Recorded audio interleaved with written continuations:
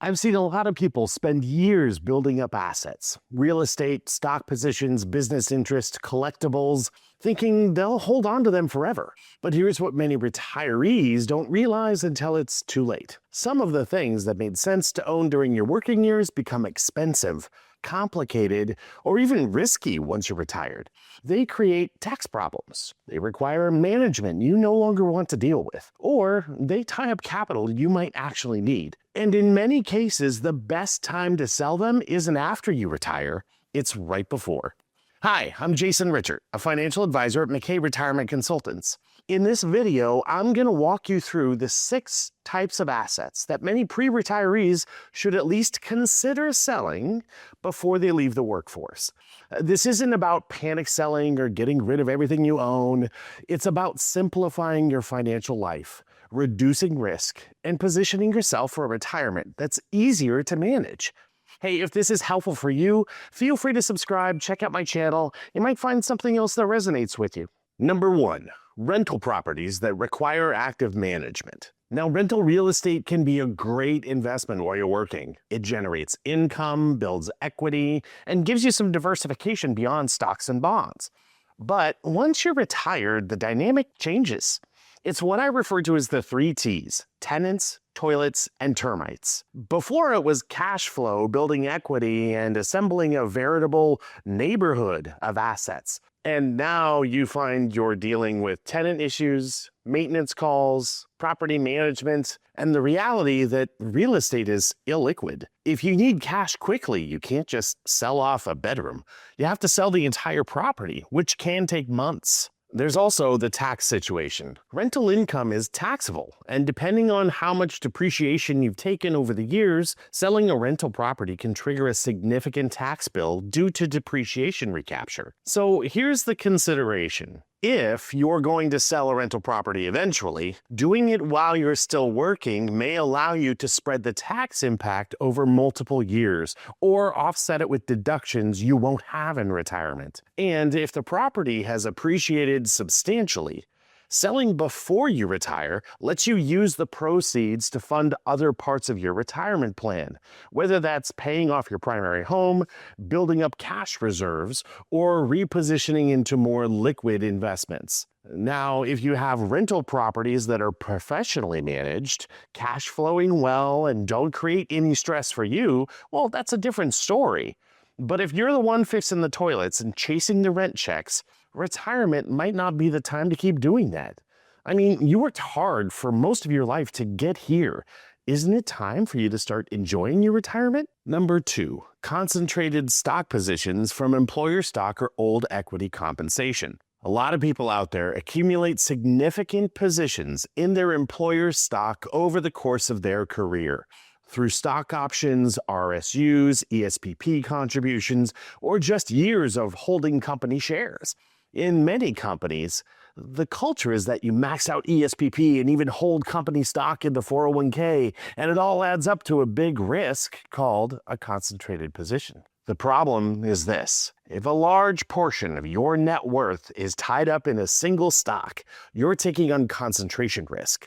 If that company underperforms or faces a crisis, your retirement savings take a big direct hit. In your later working years, you can be facing a major swing in your net worth if your company has a bad earnings report or gets beat out at the market due to a competitor's offering, or even a sector rotation where your industry takes a beating in the market favor. And here's the other issue: taxes. If you've held the stock for years and it's appreciated significantly, selling it all at once in retirement could push you into higher capital gains brackets and trigger a big tax bill. In some states, like Washington State where I live, they even tax your capital gains in some scenarios, adding more pain to the tax bill. The better approach is often to start reducing that position before you retire.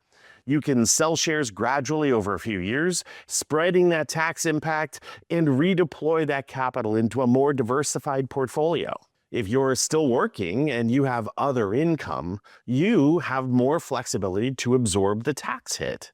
Once you're retired and living on a fixed budget, managing a large taxable event becomes even harder. The point isn't to sell everything overnight. It's to reduce your exposure to a level that doesn't put your entire retirement at risk if one company struggles.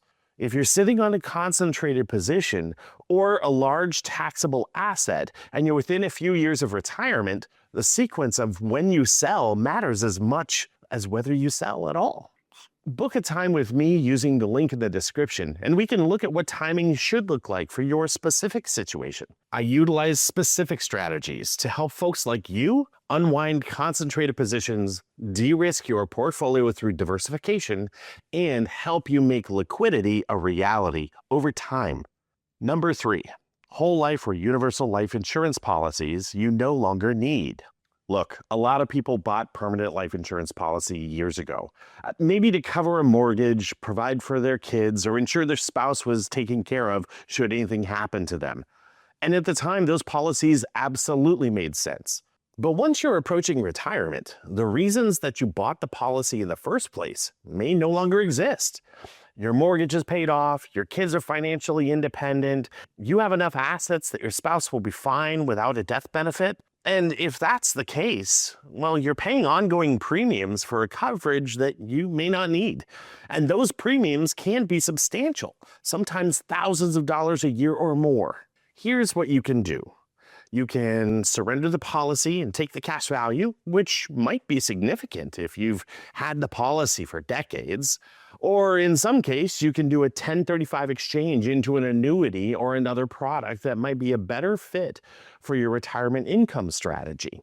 Now, if you still need the death benefit, maybe for estate planning, covering estate taxes, or providing for a special needs dependent, then by all means, keeping the policy makes sense. But if the only reason you're holding it is because you've always had it, well, that's definitely worth revisiting.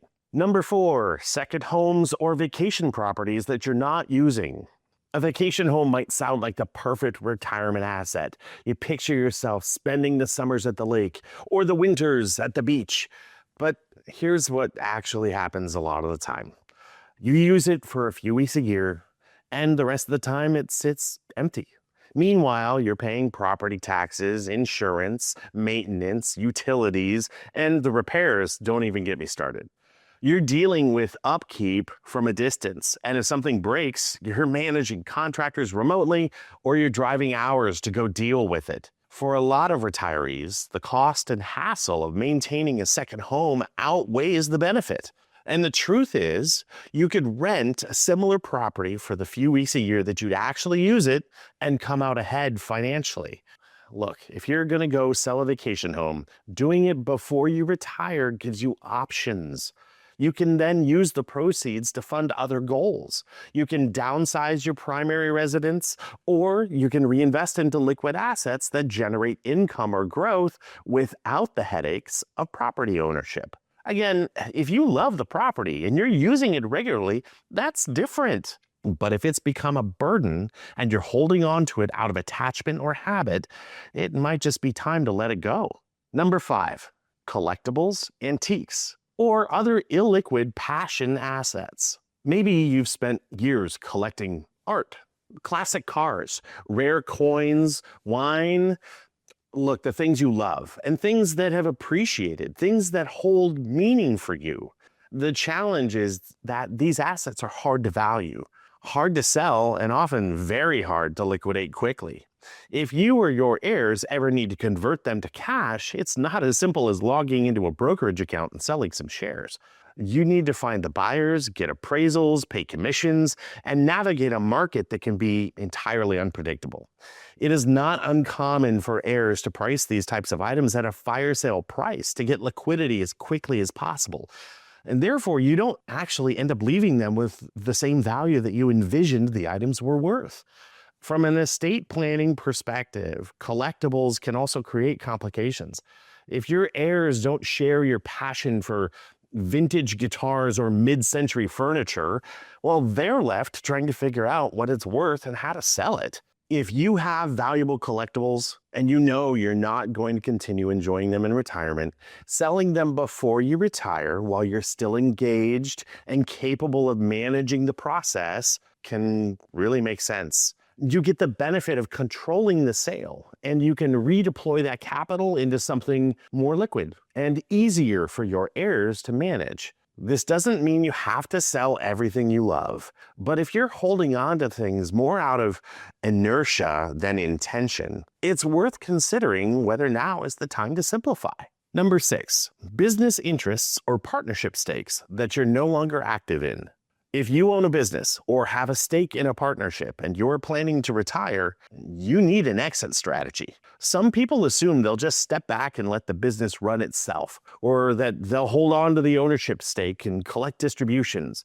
But that often doesn't work the way they expect it to. If you're not actively involved, you may lose control over how the business is run. Partnerships can change. New partners can come in.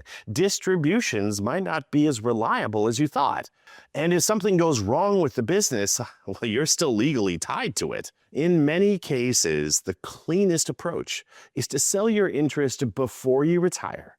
You get a defined payout, you remove the ongoing liability, and you don't have to stay tethered to something you're no longer managing. And this is especially true for pass-through entities like S-Corps or LLCs, where the income flows through to your personal tax return, even if you're not taking cash out.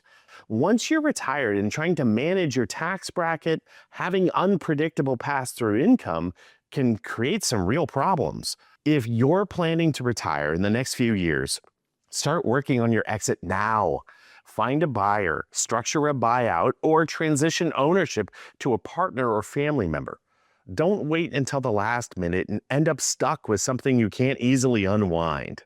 Now, here's what all of these have in common. They're all assets that can be valuable, but they come with complexity, ongoing costs, illiquidity, or tax consequences that are easier to deal with before retirement than during it. While you're still working, you have more income to absorb tax hits, you have more time to plan the sale, and you're more engaged and capable of managing the process. And you can use the proceeds to simplify your financial life and set yourself up for a retirement that's easier to manage. Once you're retired, your income is lower, your flexibility is reduced, and the cognitive and emotional energy required to manage complex assets can feel overwhelming for some. This isn't about selling everything you own. It's about being intentional. If an asset is going to create stress, cost you money, tie up liquidity, or complicate your estate, you need to ask yourself one question. Is this something that I want to be dealing with at 75 or 85 years old? If the answer is no, the time to act is now. My friends, here's the bottom line. Retirement isn't just about having enough money. It's about also simplifying your life so that your finances are manageable, your risks are controlled, and you're not spending all your time dealing with the things you no longer want to deal with. It's your time to enjoy your retirement. Look, some assets that made perfect sense during your working years can become liabilities in retirement. And recognizing that before you retire, not after, can make a significant difference in how smoothly your retirement actually goes.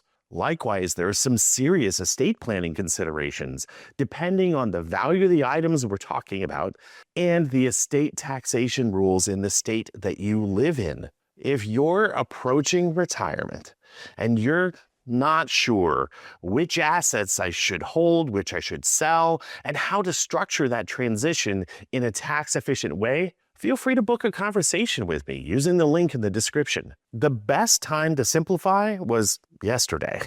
The second best time is before you retire. I really appreciate you guys sticking around. Great to see you today, and I can't wait to bring you some more content. Stay tuned.